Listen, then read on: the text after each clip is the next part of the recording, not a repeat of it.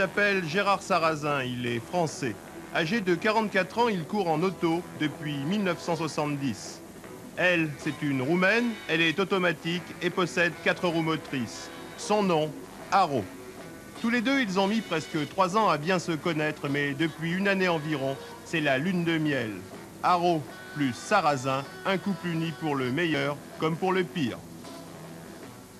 Ce véhicule a participé donc maintenant en 14 mois à 6 courses et on a eu la chance de le faire gagner 4 fois en 14 mois les scratchs des rallyes qui ont été dans l'ordre l'Islande, l'Algérie, les Pharaons et cette semaine donc l'Algérie de nouveau. Et c'est cette voiture que vous avez derrière qui est donc conçue sur une base de 240 Haro et sur laquelle on a greffé un moteur de Barracuda véhicule américain V8 auquel on a adapté une boîte automatique et sur laquelle boîte automatique on a créé une boîte de transfert pour passer les quelques 250 chevaux de ce moteur. Gérard, du point de vue suspension, c'est pratiquement indestructible. Alors je crois que maintenant on est rendu indestructible. On a même supprimé un amortisseur à l'avant. On était à 3 au départ, on est rendu à 2 maintenant en ayant déplacé les butées de débattement. À l'arrière, 3 amortisseurs par contre et encore un petit problème d'équilibre à résoudre au point de vue rebond du véhicule. Gérard, des jantes en alliage dans les rochers, dans le désert, sur un long parcours, c'est suffisamment solide?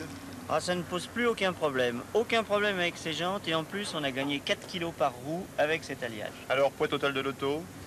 2 tonnes de plein fait. C'est beaucoup. C'est énorme, c'est notre problème. Sur le plan mécanique, on est rendu très loin au point de vue fiabilité. La meilleure preuve, c'est que après les Pharaons, cette auto est rentrée. On a fait les niveaux, les pneus, les plaquettes de frein et elle a gagné l'Algérie dans la foulée.